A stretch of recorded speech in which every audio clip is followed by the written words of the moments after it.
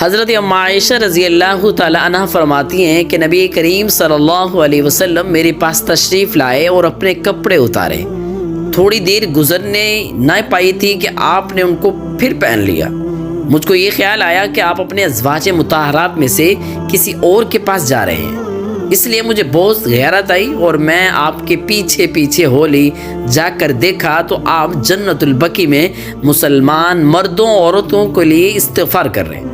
میں نے دل میں یہ خیال کیا آپ پر میرے ماں باپ قربان ہوں، آپ کی خدا کے کام میں مصروف ہیں اور میں دنیا کے کام میں۔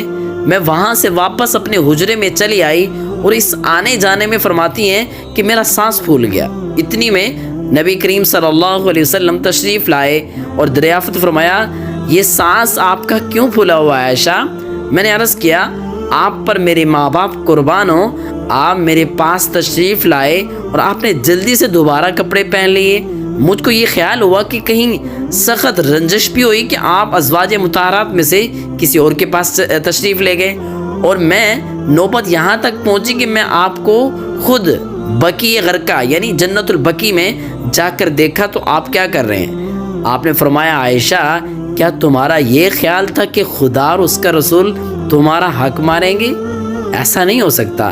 اصل بات تو یہ ہے کہ جبرائیل علیہ السلام میرے پاس تشریف لائے اور فرمایا، یہ رات شعبان کی 15ویں رات ہے اور خداوند عالم اس رات میں بہت سے لوگوں کو دوزخ سے آزاد کرتا ہے جو قبیلہ کلب کی بکریوں کے بالوں سے بھی زیادہ ہوتی ہیں، بلکہ ان سے بھی خدا تعالی مشرکین، کیناور اور رشتہ ناتا توڑنے والے اور ازار یعنی ٹخنوں سے نیچے جو شلوار رکھتے ہیں وہ ان کے علاوہ ان سب کو اللہ تعالیٰ ماں باپ کا نافرمان، شراب کا عادی لوگوں کی طرف اللہ کی ذات رحمت کی نگاہ بھی نہیں دیکھتے۔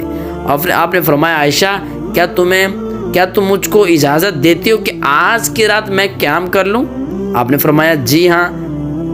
تو میرے ماں باپ آپ پر قربان ہو، آپ نے قیام کے بعد ایک طویل سجدہ کیا اور مجھ کے خیال ہوا، اما فرماتی ہیں کہ آپ کی وفات ہوگی۔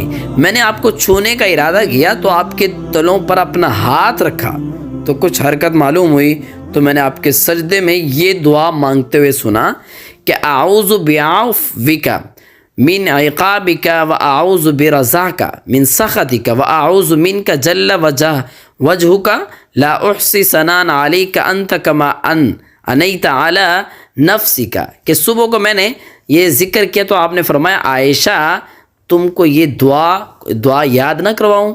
فرمایا ضرور۔ تو آپ نے فرمایا، سیکھ لو، اور مجھ کو یہ جبرائیل علیہ السلام نے سکھائی ہے اور کہا کہ سجدے میں اس کو بار بار پڑھا کرو۔